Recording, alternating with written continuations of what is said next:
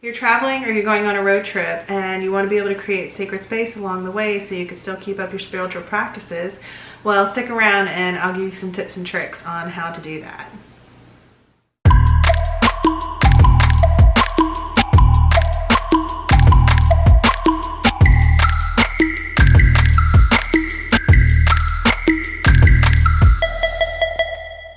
Hi everybody, and welcome back to another video by Pan Society. I'm Cherie, and I would like to discuss some ways that you can create sacred space or a place to practice spiritually while you're traveling.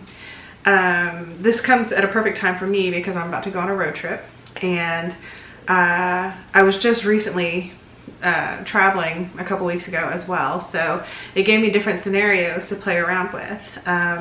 I always like to travel with a few items, a couple of crystals, specific jewelry, maybe some instruments like rattles or drums if space permits. And for the most part I'm staying in hotels, maybe some camping trips here and there. So I travel a couple of times a year, and the scenarios of how I'm traveling and where I'm going always change up, and it will affect what I can carry with me and what space I can create. So for example, if you're going on a road trip, your weight limit is pretty much unlimited, right? So you don't have to worry about, what is it, 45 pounds or 50 pounds per bag, 40 pounds per bag on a flight. You can carry as much stuff as you want to with you. So your options are actually pretty endless, and you can kind of recreate everything you need wherever you go. Keeping that in mind, it's feasible, but kind of, you don't want to carry 20 pounds of stuff with you to a hotel, because that's its own entire suitcase. So if you are staying in a hotel and you're road tripping, you can take more items. When you go into a hotel, orientate yourself. Like if directions are important to you, like north, south, east, west, and there's tons of apps on your phone that you can use to figure out which orientation it is, and then you can pick a spot in your room. Even better, before you even get a room, maybe you can ask for a certain side facing a certain room facing a certain side of the hotel, which kind of will put a window in your space. Sometimes it works, sometimes it doesn't. Sometimes there's space available, and other times you'll have to pay extra. So that's totally up to you on how important it is to you. But for the most part, you just want to create some space so that you can have a little bit of good energy going on in your room, and then you can either use it for whatever, like if there's a certain solstice or observance that you want to pay attention to while you're traveling, you can. Or if you want to create an ancestor altar that goes with you, you can. The possibilities are endless, a meditation space or a yoga spot or whatever. So figure out if that's important for you and how to orientate your room, so you'll pick a spot. Usually in your hotel rooms, you can either do it on the floor if that's what you choose. Sometimes they'll have a little bit of furniture you can shift around, or you can just use the top of your suitcase or whatever. So once again, if you're driving, you can carry endless amounts of things. So it doesn't really matter what you take with you. You can take an altar cloth if you want one, as many crystals, if you take statues, musical instruments, whatever. So photos if it's an altar, for an ancestor altar, or incense, anything like that. I would be very careful about burning incense in hotel rooms. Some smoke detectors are very, very sensitive to that. So I would ask ahead, or do like a short one so it's not burning, or be very aware of where you're lighting your incense at so the smoke is not directly into going into the smoke detector. Candles too. If you aren't worried about weight, those glass candles that the 7-day candles are perfect because they kind of contain themselves. You don't need extra things to catch wax or anything like that, because it'll burn in itself.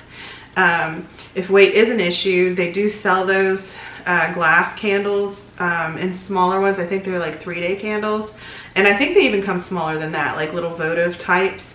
You can find them, I think, online. A really good place to look for those too are like ethnic grocers, like the Hispanic, the Latino groceries, they tend to carry a lot of those glass candle votives in their stores.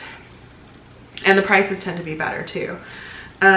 So pay attention to that depending on what your weight is. And then it's a safety issue as well, because you don't want to have wax and stuff burning all over the place.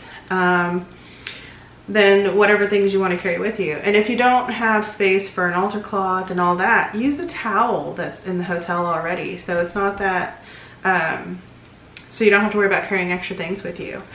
Same thing, like if you don't want to carry a yoga mat with you, or so the option with the yoga mat, there's actually companies that make really skinny ones that actually fold up enough to fit in your pocket. I haven't tried one of those yet, so if you do try one or have one, you know, comment down below and let me know if you like it or not, because I am kind of interested, but they are a little on the pricey side.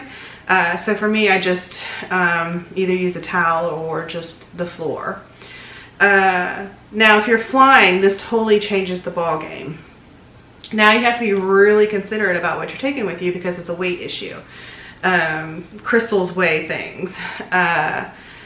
You can carry so many of them in your carry-on, but then it starts to look really weird when you're going through TSA, and I guarantee you're going to get stopped and they're going to go through your stuff because they're going to want to know why. So sometimes, depending on the shape of the crystal, they'll give you a hard time. For the most part, I think you can get away with just about everything going through TSA. It's just, it's going to slow you down when they go through your bags.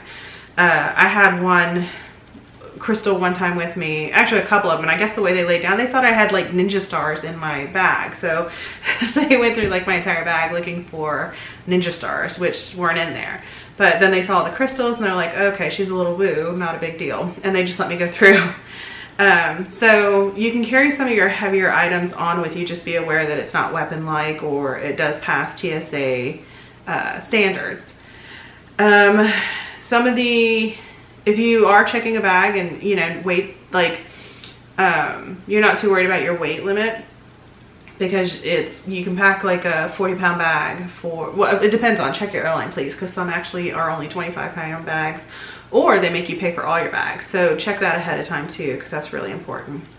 But once again, once you figure out what it is you want to limit yourself down to, just like the most the important things that you need.